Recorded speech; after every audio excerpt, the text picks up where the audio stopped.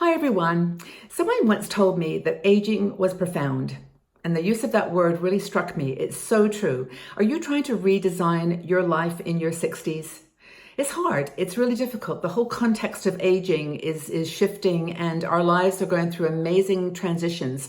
And I want to talk to you today about 5 ways that you can redesign your life in your 60s and how to deal with the fears that come up in your mind as you try to conquer them. So, Margaret Manning here with 60 and Me, and welcome to our show. Thank you so much for being here. Now, my cup of tea today, I always do odd cups of tea to sort of experiment, and I'm doing one today. It's a pucca, it's a matcha, it's a wonderberry matcha. It's a very unusual tea, but I like it as I try new things all the time, and I hope you got a cup of tea or coffee, something that you love. But I want you to relax and just sit back and listen to these ideas and maybe learn and be inspired by them. Now, our sponsor for today's show is International Living. International Living is there to help you reinvent your life too if you're thinking about living abroad. If you want to move overseas, there's lots of questions to ask, and they've got experts on the ground that can answer some of them. So if you go out to internationalliving.com/60andme, you can ask them to send you a link to their latest report. They've got great resources on everything you need to know about retiring overseas. So, of course, in our 60s and in our 50s for that matter, we want to live a life of purpose. We all want to find meaning and do something that's really contributing to the well-being of the universe. And we all deserve a life that we love. We always get into these grooves, I think, as we get older based on a context that has changed. So we are living our lives in the way that we used to when we were working, when we were married, when we were parents of young children, or just in a different world, a different context. But now that's all changed. So this is the opportunity to actually redesign your life. And I mean redesign it from the ground up. And part of it involves trying something new. Simply, for example, if you always wore black suits or navy or green to the office, and that's your outfit, that's your uniform for you. Your hair may have changed color, your whole face might have changed because, as we get older, all these things shift. But it's time to try something new. Try pink. Try pink instead of black. Try, silk instead of cotton. Just try something that is going to make you realize that you're doing something different. We get used to, just doing things that are serviceable. They're just okay. And I think that the beauty of being in your 50s, 60s, 70s, and 80s is that we don't have to do that anymore. We don't have to, just live the rules that we were living by before. We can be different. We can be unique and wonderful. And part of it's just going back to what we love when we were younger and as children. But I'll talk about that in a second, because that is a powerful tool that you've got at your disposal there. So what are these 5 reasons that why it's so difficult to redesign your life? Well, part of it is you don't know what you want. That sounds like an obvious statement, doesn't it? I mean, this stage of your life is more freeing because you've got more freedom. You've got more freedom to do things and more freedom from, stereotypes and ways of doing things. But now, what do you want? The path is maybe not so clear. And it's like scary.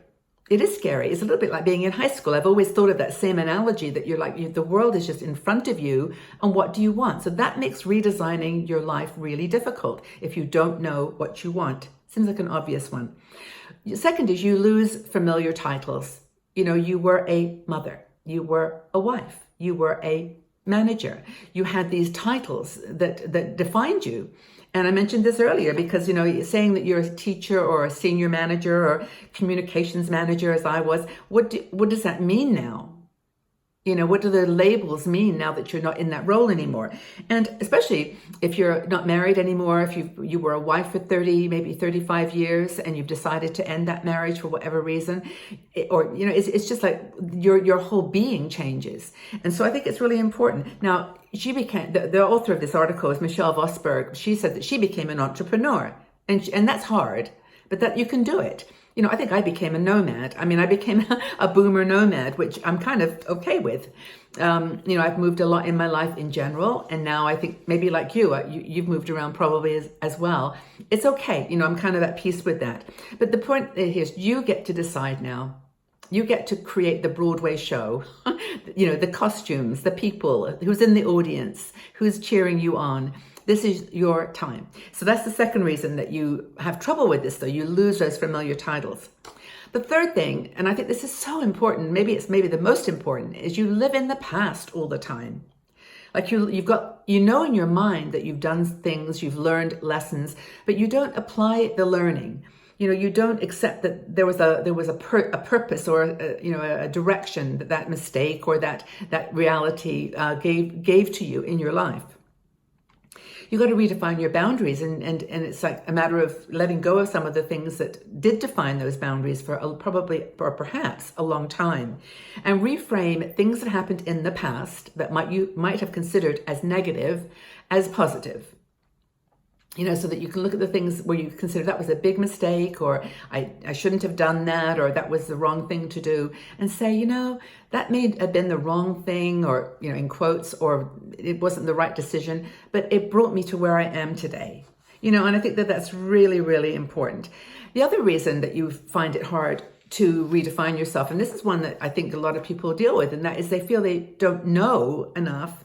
They don't know how to do something. They're not technologically savvy, for example. They've always wanted to be a photographer, but they don't know anything about photography, or they don't know the technical side of it. You have a vision. Like, one of the issues is you can't decide what you want to do, but then you might not know how to do it, and that's another difficulty in reframing your life. But the thing is, when you're 60, it doesn't matter anymore. Well, of course it matters to try to aspire to do the best that you possibly can. Nothing wrong with wanting to be a great photographer or a great artist. That's okay. That drives you sometimes. But don't worry if you're not perfect. I mean, you cannot compare yourself to someone who has been doing it for years, right? So this is the thing. There's meetups. There's online courses. I mean, honestly, you can just about learn anything on YouTube. I mean, this is like an amazing world. And if you look at our website, you'll see all kinds of articles on how to do crafts, how to start a new business in a certain area, how to, go back. And I think that one of the things that I mentioned earlier, which I hope that you remember, was that one of the great things is to go back to when you were a child. What did you love to do when you were a child? I just think that's such a powerful thing. Actually, we have in our beautiful Aging Beautifully deck of cards, this is an affirmational, inspirational deck of cards, 46 cards that I absolutely love. I use them every day myself. They're gorgeous artwork, and on the back is a paragraph about the theme. But this one, is embrace your inner child. This child, they know what you love. Think about what you wanted to do when you were little. That didn't scare you, redefining your life when you were that age. You just knew that everything was possible. And I think that's the important thing, is to know that, when we were children, we loved to explore and grow and learn. That's what we do now. That's what we should do now as well. So the final thing that stops us from redefining our lives is we don't know how to celebrate anymore. Like that little child, they know how to celebrate, right? But you get good at celebrating the big things, the birthdays and the big events. But what about the little moments? The small moments, the wow moments. It's okay. My little grandson, Max, whenever I go out with him anywhere, he picks up a leaf and goes, wow. And it's like, yes, absolutely, Max. That is a wow. That's amazing. And it's like even the tiniest things. And it's okay. That's how it should be. I think that's how it should be when you're redefining your life.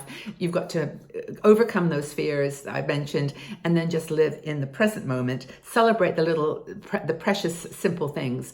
And maybe that's something that you'd like to investigate more in some of our other videos, because just keep looking on YouTube. That you've got a selection of things to read and watch. We've done over 1,600 videos now on topics from wellness and nutrition to retirement and travel, beauty, fashion, everything in between.